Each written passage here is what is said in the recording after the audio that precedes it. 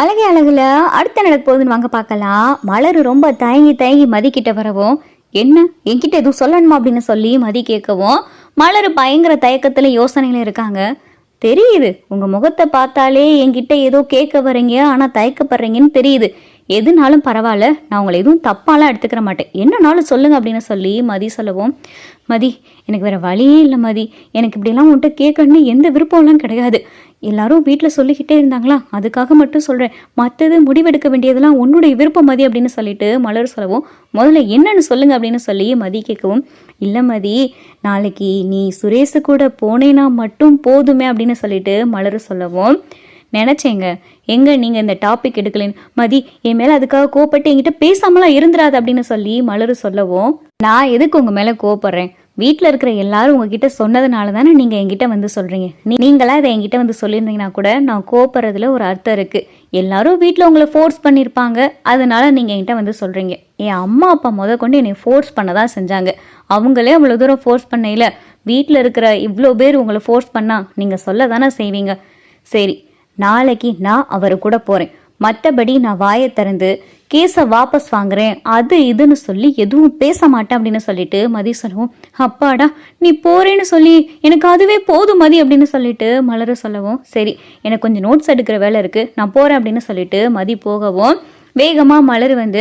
அத்தை அப்படின்னு சொல்லிட்டு மலர் சொல்லவும், என்னடி அவகிட்ட பேசுனியா அப்படின்னு சொல்லி ராஜலட்சுமி கேட்கவும், பேசிட்டேன் அப்படின்னு சொல்லிட்டு மலர் சொல்லவும், அப்போ தான் சுரேஷும் வராரு. என்ன நீ அவகிட்ட சொன்னீங்களா அப்படின்னு சொல்லி சுரேஷும் கேட்கவும், சொல்லிட்டேன் சுரேஷ், மதி நாளைக்கு உன் கூட வரேன்னு சொல்லிட்டேன் அப்படின்னு சொல்லிட்டு மலர் சொல்லவும், அப்போ தான் ராஜலட்சுமி,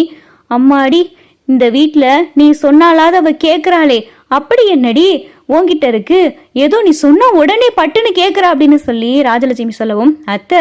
நான் சொன்னான்றதுக்காகலாம் இல்லை, மதியோடைய அம்மா அப்பாவும் சொல்லியிருக்காங்க, அதனால அவ நாளைக்கு சுரேஷ் கூட வரேன்னு சொன்னான், அவ்வளவுதான் அப்படின்னு சொல்லிட்டு மலர் அங்கிருந்து கிளம்பவும், டேய் சுரேஷ் அவன் நாளைக்கு உன் கூட வரேன்னு சொல்லிட்டாடா, அப்பாடா கடவுள் புண்ணியத்துல உனக்கு நாளைக்கு வேலை கிடைச்சா போதும் அப்படின்னு சொல்லிட்டு ராஜலட்சுமி புலம்பி தள்ள, மறுநாள் காலையில் ஆயிடுது. சுரேஷ் கூட மதியும் கிளம்பி போகிறாங்க. இங்கே எஸ்பி ஆஃபீஸ்க்கு போகிறாங்க. எஸ்பி மதியை பார்த்ததுமே, மதி வாமா வா அப்படின்னு சொல்லிட்டு இங்கே சுரேஷை கூட கண்டுக்கிறாம மதி கிட்ட எஸ்பி நல்லா பேசுகிறாரு. என்னம்மா என்ன இவ்வளோ தூரம் வந்திருக்கு அப்படின்னு சொல்லி எஸ்பி கேட்கவும், அப்போ தான் வேகமாக வந்து சுரேஷ் மதியோடைய தோள் மேலே கையை வச்சு, சார் என்னுடைய ஒய்ஃப் சார் அப்படின்னு சொல்லி சுரேஷ் சொல்லவும், மதி பார்த்தா சுரேஷை மேலேயும் கீழேயும் பார்க்குறாங்க. என்னது உன் ஒய்ஃபா அப்படின்னு சொல்லி எஸ்பி கேட்கவும், ஆமாம் சார் என் ஒய்ஃப் தான், எனக்கும் மதிக்கும் தான் 3 நாளைக்கு முன்னாடி கல்யாணம் ஆச்சு அப்படின்னு சொல்லி சுரேஷ் சொல்லவும், மதி வாட் இஸ் திஸ் அப்படின்னு சொல்லிட்டு எஸ்பி கேட்கவும்,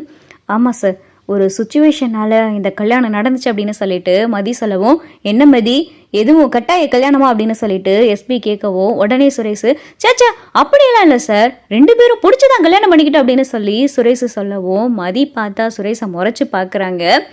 என்ன மதி சொல்லு மதி, நம்ம 2 பேரும் விருப்பப்பட்டு கல்யாணம் பண்ணிக்கிட்டோம், வீட்டில் ஏற்பாடு பண்ண கல்யாணம்னு சொல்லு மதி அப்படின்னு சொல்லி சுரேஷ் சொல்லவும், மதி பார்த்தா அமைதியாகவே இருக்காங்க. எஸ்பி பார்க்குறாரு, என்ன மதி உனக்கும் இவருக்கும் ஆகவே ஆகாது, எலியும் பூனையுமா இருப்பீங்க,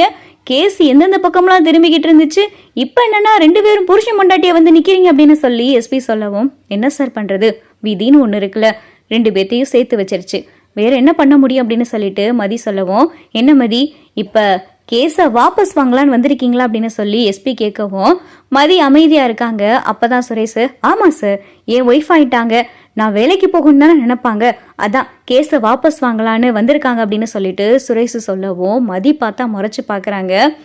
இங்கே பாருமா மதி, நீ கேஸை வாபஸ் வாங்கினாலும் வாங்கலினாலும் டிபார்ட்மெண்ட் நடத்துகிற என்கொயரி, நீ எப்படியும் இவர் கூட வந்துட்ட, சரி உனக்காக இந்த ஒரு தடவை சுரேஷை வார்ன் பண்ணி அந்த பையனோட எந்த தகராறும் வச்சுக்கிற கூடாது, அந்த பையனுடைய ஃபேமிலி கிட்ட சுரேஷ் எல்லாரும் முன்னாடியும் மன்னிப்பு கேட்டு அந்த பையன் மனசு வந்து சரி பரவாயில்ல போனா போகுது அப்படின்னு சொல்லி அந்த பையன் வந்து கேஸை வாபஸ் வாங்கினானா சுரேஷோடைய வேலை திரும்ப கிடைக்கு அப்படின்னு சொல்லிட்டு எஸ்பி சொல்லவோ, சுரேஷுக்கு முகத்தில் பார்த்தா அவ்வளவு சிரிப்பு. சார் இது போதும் சார், நான் அந்த பையன் வீட்டில் போய் பேசுகிறேன் சார். நான் ரொம்ப மாறிட்டேன் சார். இனிமேல் என் மேலே எந்த கம்ப்ளைண்ட் இப்படி வராது சார். நான் இனிமேல் இப்படி நடந்துக்கிறவே மாட்டேன் சார். பாருங்கள் சார், என் மேலே கம்ப்ளைண்ட் கொடுத்தவங்களே இப்போ என் ஒய்ஃப் ஆயிட்டாங்க. என் மேலே கொடுத்த கம்ப்ளைண்ட்டை வாபஸ் வாங்குறதுக்கு தான் என் ஒய்ஃபே வந்திருக்காங்க அப்படின்னு சொல்லிட்டு சுரேஷ் பார்த்தா மதி கையை பிடிச்சி பேச, மதி தோள் மேலே கையை போட்டு பேசன்னு சொல்லி என்னென்னமோ செஞ்சுக்கிட்டு இருக்காரு. மதி அத்தனையும் பார்த்துக்கிட்டு அமைதியாக பொறுத்துக்கிட்டு நிற்கிறாங்க. சரிம்மா மதி,